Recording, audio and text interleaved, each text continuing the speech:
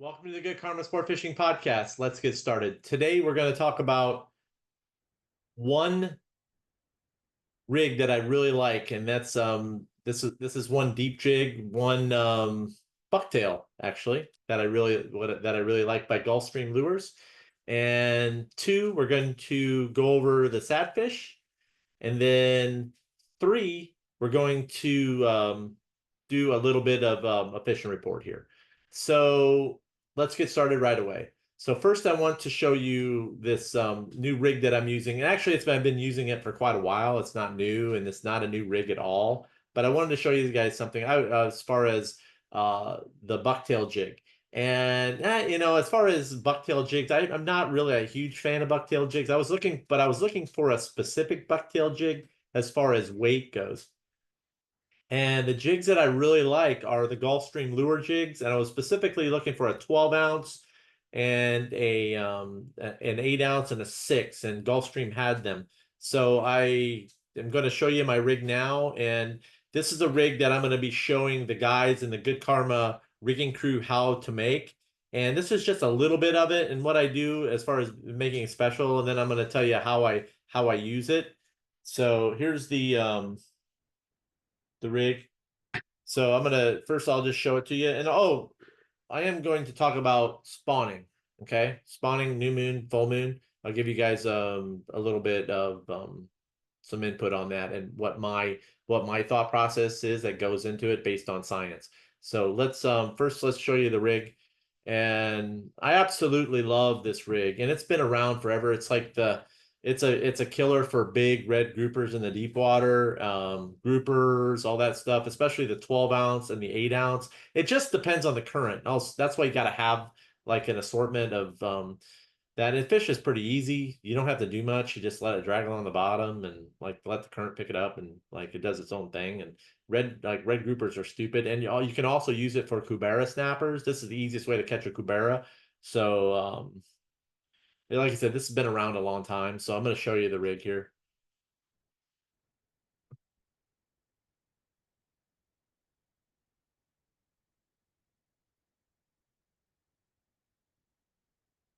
Oh, right, here we go. Okay, here we go. I'll show you the rig, and this is my souped up rig here, and this is a 12 ounce. Okay, and basically what I do with this 12 ounce is I use 60-pound fluorocarbon, 5 to 6 feet of it, and I use fluorocarbon just because prefer pink or clear, just depending on the situation. And what I do is I put my rod. I always put my rod. This is what I call the sniper rig. Okay. And what I do with it, the reason why it's sniper rig, it's sneaky, or you can call it a sniper. Sometimes no, everybody's like, yeah, sniper is not like politically correct. Now I call it sneaky link. You get that sneaky link? Some of you guys know what that is. Sneaky links and simps. Anyways, I've got a rig called a simp and the gimp.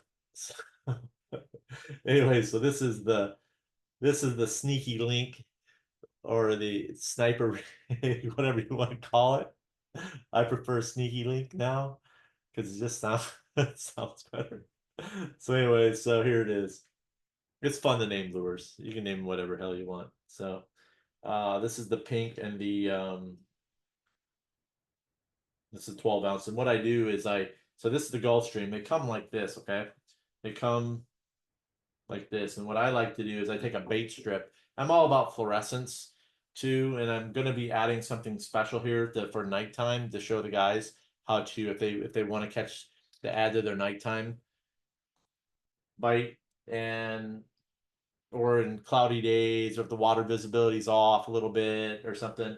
I'm going to show them how to rig some glow to this as well in the rigging crew. But what I do is for fluorescence is I do feel that when there's no current or a very light current, that the fish are very lethargic. Okay, so you need something that's going to get them to come after that. So what I like to do is I like to add the bait strip just because of the fluorescence. As you can see, it's the bait strip is special because of its fluorescence, okay, and iridescence in there. Down to 200 feet, down to 200 feet of water, iridescence really does show up and flash. Okay, so it does give you that You can see that there, and it changes colors as well. And just this a little up close. And when you add that into water, and then it takes on also the color of the jig as well. And it's just nice. So what I do is I just tie in the um the bait strip wing on there just for that added flash. And like you said, when there's no current, then the sneaky link with the flash really does help with the snappers. I've got some other rigs that I have. I've rigged some BKK hooks with special flash that I use for mutton snappers when the current's slow. I have not showed those on camera for several reasons, but that's something that I am going to show the guys in the rigging crew. So if you like I said, the rigging crew is a good thing because like I said, you want stuff that you really want to get an edge and learn some new techniques. And then you have the access to the videos as well as you create them, and you have life like it's just there for you guys. So when you're members, so but anyhow, so that's the my sneaky link. Oh, there she goes. Okay. And then what I also do is I add the stinger. Okay, add my cable, my crimps. I size it out. I can add another one. I can put a 2-hook rig on here and I make those as well. And this is the BKK treble. And if you are going to use this type of rig for Cuberas, the BKK is the way to go. Okay, just saying. Okay, and these hooks are ultra sharp too, but you may want to give them a once over with a stone to make them really sharp. But really, you're hooking mostly you're going to hook that fish. Like if they're like with any snapper, if they're not biting really good, they're just going to crunch on it. So you want to have that sneaky link in there. That way you just snag them. Like when they miss it, you snag them in the wherever. I mean, so I've caught groupers in the sides and like where they've missed the bite and stuff. And listen, it's like slow pitch jigging in a school of muttons. Okay, and you're and you're like those fish are getting snagged in the sides, a lot of them, and you can see which ones are snagged, and like when you're fishing an aggregate school of fish, like a spawning aggregation of small 20-inch muttons, they eat about anything, so you can drop it down, and a lot of times you're reeling through them and you snag the fish. So it's like that's why they did away with that Boca Grande snagging rig, so with for tarpon. But anyway, so this is the rig here. It's not illegal. Just don't get caught with your sneaky link. So okay, so I got the white bucktail here. That's a standard. I'm gonna add a little bit of bait strip to that. And then you got the chartreuse. Now, one thing I do like about these is that I will show you. This is the black light here, or the UV light, and that here does do very well. The head doesn't reflect much in the light. It's that means it's just but the hair the white hair does very well with the UV. Then you've got the UV here, and you guys can see. And then I'm not going to turn off the lights, but anyways, you guys get the picture. I'm gonna be showing I'll be showing the guys in the rigging crew some secrets to that. So anyhow, so I've got the link in my I've got gonna have the link to these products, my affiliate link in the show notes for them. So get signed, purchase them through Gulfstream, get them there. I mean, they have a good, and also too, one thing about it is that their customer service is really good. So they're stepping up their game. I'm very impressed. And I'm happy to put some more stuff out there and then show you guys some more. They have some great sea witches as well. So I'm using the Gulfstream witches right now, blue and white. So they're really well made. So if you can check out some of my past videos, I've showed them. I've done the hair test on them, and I did the hair test on these too. And these things are tight. They've done a great job on that. They will last. And also too, what you can do is that if you really want to make your lures last, and just tie some extra floss on them and get some extra life. They won't fall apart. So anyways, that's the rig I wanted to show you. If you want to learn the souped up rig, then you can get signed up for the rigging crew. That's the private group, and the link's in the show notes. Hope to see you guys there. Teaching a lot of good stuff in there. And okay, so next I want to talk about spawning. New moon, full moon. Guys, a lot of guys get tuned in on full moon spawning. Here's the deal. Nature like creates like fish and to like spawn at different times. Okay, so you got aggregates of fish, and it's because of survival, I guess you can say. So you have aggregates of fish that spawn on the new moon, and you got aggregates of fish that spawn on the full moon. And so that happens with all fish. So fish like the mangrove snapper is more in tune to spawning around the new moon. Okay, so the new moon coming up is the peak of the mangroves. That's it. It's the peak. So they usually spawn out, and then they start to disperse and move on. So if you're looking to get in on that, you got to get in on the next full moon. So your Solunar is very important when it comes to that. Now there are some secrets and tricks that I teach in the Solunar course, so you can have that link in there as well. And yes, I do, like, I have stuff out there for you guys that's going to get better, and so that's available. If you're not part of the rigging crew, I highly suggest you get to join up for that. So but anyway, so I have the Solunar in there course. Great course. If you're a Wahoo fisherman and you're new to it and you want to learn some basics, there's basics out there, but if you want to take it to the next level stuff, then I walk you through it in the Solunar. So by learning about the new moon and the full moon spawns, you can get yourself a little bit more dialed in. Okay, and then look at it like that, and then you got to think about where it's going to happen, when it's going to happen, why it's going to happen. The when, where, and the why I help you with for your location. Okay, when, where, and why. And it has a lot to do with water quality. It has a lot to do with how the water moves, the current, all that stuff. And when it all kind of aligns, and then everything kind of comes together for the fish. Okay, so if you have a shitty current and you're supposed to have a spawn, it may not be the best bite, because the fish are they want that current. If they don't have the current, there's nowhere for the fucking eggs to go, and then the eggs all get destroyed. So you have to think about it like that. Okay, so you have spawning aggregates that move around a lot, and also fishing pressure. You have known spawning aggregates off the elbow rig, especially off the whistle buoy up there. So off of Miami, you got down there in Key West, you got all those areas down there. Hell, they closed off Riley's. It's a known spawning aggregate for mutton snappers. It has been. So, but that kind of stuff happens. So there's a reason why they closed it, because it was getting hammered. So getting hammered. But so you don't want that to happen to your areas. So you have to just like you said, learn to be responsible on like all the different shit. And I'm not going to preach to you about being responsible, because you guys are all adults.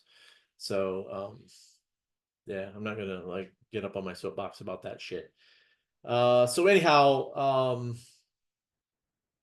look at it like that. And also too, dog snappers, they're in my opinion, I catch more dog snappers. Like for me, I catch a lot of dog snappers on that new moon, more so than the full. So, and yeah, so think about it like that. You got new moon, you got full moon, and where it's going to happen. That's something that I can help you with. Okay, let's talk about fishing report. Fishing report. Okay, it's been a weird year with the dolphin fishery, but your most consistent bite has been in the deep water. But I'm going to tell you something. We've been catching them in the shallow water. Okay, I've been trolling for them, and one thing about it is, it's nothing. It doesn't look like there's anything there, but they're there. It happens every year. I tell you a little story. I was there were birds, and like some frigate birds, and then like it's so funny is that years ago there was the same scenario. People weren't catching a lot of big fish, and then I got back. I saw these rental boat guys. They couldn't speak any English because they're from France, and they're in speedos, and they were holding up big 40s and 50 pounds dolphins. And I was like, "Where the hell did you guys catch those?" I couldn't understand a word they're saying because I don't speak any French. And they said, "By the yellow tower." And I was like, "Out in front?" He's like, "Yeah, yeah, yeah." And they were in an old rental boat beater, and I was like, "Oh shit." So I went out there that afternoon and man, I caught a couple big slammers and they were right outside the reef and it was like 105 degrees and like this time of year and there they were. There was good water that year. A lot of things were different. And what I'm seeing is that where I'm starting to see what I used to see when there was no sargassum weed, like we, many years ago. So things are shifting, things are changing. The water quality is amazing. It's amazing. The best I've seen in several years as far as no weed, blue water, like amazing water quality, really good. And yeah, you have some days where you got some east wind pushes in some shit, and that's just how it works. And but it's not like it used to be as far as the nastiness out there. And now people are bitching because they can't find sargassum weed. But the guys that know how to catch dolphin are out there catching them consistently because they know what to look for when, they just know. So, um, and it starts with SatFish. It starts with looking for where the temperature breaks are at, learning how learning how to look for the slicks and like learning all that stuff and learning all the ins and outs as far as like upswells and when to be there, knowing learning how to read altimetry. So let's I think I'll pull up a little SatFish here. Um as far as the other fishing goes, you've got you've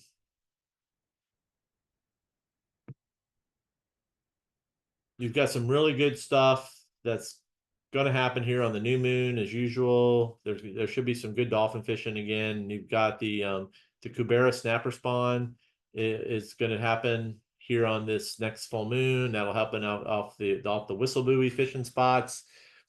And then off all those spots as usual. There are some areas down here that are pretty good. So as far as where they're at, and you got to get signed up for my courses, you might learn. All right. I'll pull up the shared screen for you. Let's do a little SatFish action. Put some SatFish tip in here for you before I cut out here. I'm gonna go eat.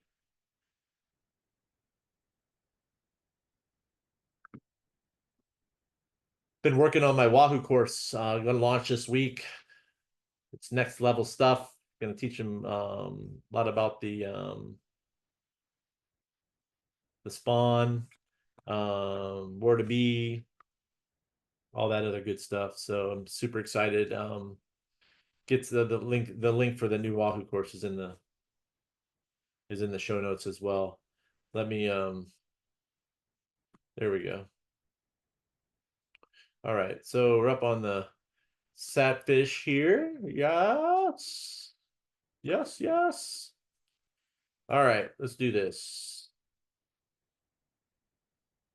All right, so we got this is the bottom contour map. I don't know if I've gone over it. You guys can find a lot of shit with this. So deep drop spots, you want to look out there at a broken bottom. And what's so fun is you can put like with this, you can put a GPS marker on different stuff. Like you can put a marker there. Like that's the spot. So you can use it pretty to your advantage to like find some potential areas to fish. So anyhow, that's one thing you can do with the bathymetry, with the bottom fishing or with the bottom stuff. So here's let's look at the water code. We've had some wind, so what I'm going to do is I'm going to go with the cloud-free SST. So when that wind lays off tomorrow, this is what I'm looking at right here. Okay, you're looking at Tavernier. You're looking at boom. There's your there's your clean water. There's your good stuff right there. Okay, it's your 86 degree. It goes from 87 to 86 right there. There's your temp break. If you have a 1 degree, if you find a 1 degree temperature change right now, you are in the money. You are in the money. So that's a big break, actually. That's a significant break. And there should be a weed line. There should be some weeds that develop along that edge right there. So you just come in, you punch in that. There you go. That's a good starting point. One thing too about going out deep, man, you don't have to deal with all the other boats and shit. So sometimes it's fun to find them in close, but really, honestly, sometimes it's just fun to go out there and just like drive around and look for stuff and like catch a marlin. The marlins are going to show up here. Some big blue marlins are going to be caught on this next full moon in August. Um, the biggest one I caught was around I think it was when we had Hurricane Michael, and it fought me for 4.5 hours, and I was with a client, and he told me he wanted to eat the heart and shit, and I was like getting weird. I was like, no, you're not gonna eat the heart. The marlin came up. I had two on. The marlin came up, and I had to cut one off, and then the marlin came up and he started swirling the boat. And the guy was adamant that it was a swordfish, and I was like, no, it's not a swordfish, it's a blue marlin. And he kept wanting me to get the gaff, and I'm like, I'm not going to get the gaff. How am I going to get this damn thing in the boat? So I had to fight. So I fought the marlin for 4.5 hours by myself, because the guy that one of my clients that was with me had was getting over cancer, so he couldn't fight it. So I ended up halfway up the Ocean Reef, and like it drugged me all the way up there, and it was brutal. Like it was brutal. I was like, so, and it was 105 degrees, and the fish came up. He did all this weird shit. He came up and he circled the boat, and he was like, and like he didn't even know he was hooked. And then he would sound on me, and I had 40-pound dolphin gear on, and like 40-pound dolphin. I was like dolphin fishing shit. Anyhow, so it was not a very pleasant experience, and I wasn't about to kill the fish either and eat the heart. So as far as looking for so I want to show you some how this correlates here. So when you're looking at your 3-day, and you want to try to get out there tomorrow night or Tuesday morning, so this stuff is going to be there, and you guys can see this has been pretty. See this darker color here? Okay, so it's point. Let's look at. Remember, I got to show you. Let's go up here. So you got the chlorophyll up here is at 0.0, like right here is 0.05. Okay, so I'm going to move in a little closer. Then it goes to 0.06. So really, there's all the science behind it. But what you want to do is you want to come out here, 0.05, 0.0, like here, 0.0, then 0.05. So you guys can see that here, which would lead me to believe that there's an edge right there, as far as maybe a grass line, maybe a sargassum or an upswelling there that's created. That's where that temperature break was. So that's one thing you want to look at. And then you've got some packs of grass in here. If the water's clean in here, I would definitely give it a go. I would definitely, drag, especially out to like 250, and then out to 300. And then if you don't see anything, just, pick up and run, get out to 600 and start looking around. And then if you bang one if you bang if you bang a 3-pack in like 750, stay in 750 and follow the edge and just keep following the Gulfstream, and you'll pick up another one because you found the zone.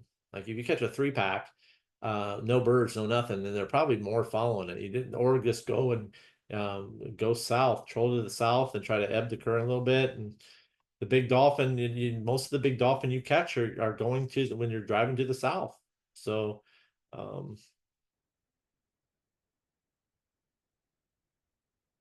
one thing to see here, you've got some heavy grass that's making its way up here too. So you kind of look down a little bit down here by Key West.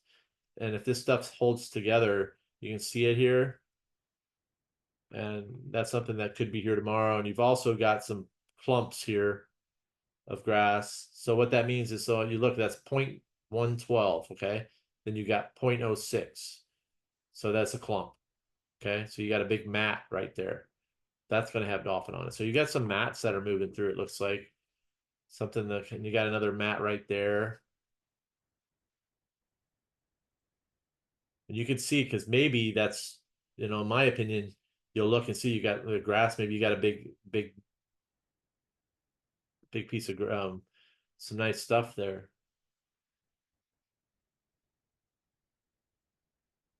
And I think that's all. Oh, what you can do too is you can.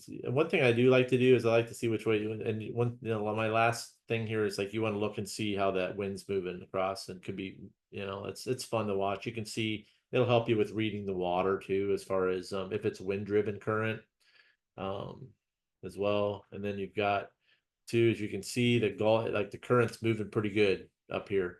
It's gonna rip. Like tomorrow, I would anticipate a heavy ripping current up here, especially off of. So if you're looking for, like, especially up here off Pickles, and you can see how that edge moves in there. My guess, you can see that Gulfstream's really close, right there. That green water there. So you're gonna start seeing some there should be some good stuff happening. There should be some good stuff happening. So I'm just gonna leave it at that right there.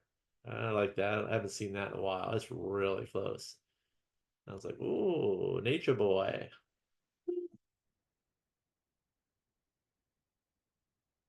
Oh, I'm super excited because Roman Reigns came back last night on the SummerSlam. I love wrestling. So yeah, that's all I got, guys. I hope you guys learned a little something. The big thing is like just remember the spawning. It's very important. I teach a lot of that stuff in courses in detail about when, where, why for different, and not just my area, but for other areas as well. And like it's really about having that thought process, and it's really that's what's going to help. I'm also too I'm using Navionics, and somebody has some questions, so I like about their area, I can help them there. And then also too, I use the CMOR as well. Now, one thing with that both is what I'm teaching people is where not to be. Okay, where not to be. So there's a lot of things that I teach as far as where not to be and where not to focus, because that's where everybody else is going to be. And now everybody's looking for small spots. Okay, so there's no secrets, but there are secrets. So I'm just gonna leave it at that. That's all I got for today. I really look forward to seeing the guys that signed up in the new Wahoo course. Link in the show notes. Get signed up for my rigging crew. Looking forward to seeing my clients here this fall, my charter boat fishing clients. If you want to book a trip with me, you can email me at goodkarmaryan@gmail.com. As you guys all know, that I am really about teaching on my charters, and it's what it's all about, is learning and going out and having a good time and catching some fish along the way. So yeah, that's all I got. Oh, and if you're coming Wahoo fishing with me, you need to get on the books now for the prime times. So if you want to know some secrets to how you can book your trips around the prime times, then you can get signed up for my Solunar course in the show note, and that's in the show notes as well. Thank you guys. Follow me on Instagram, Good Karma Sport Fishing _FL_keys, and you can hit that subscribe button if you want to learn some more shit. All good. Thank you guys. And remember, anytime you're fishing, it's all good.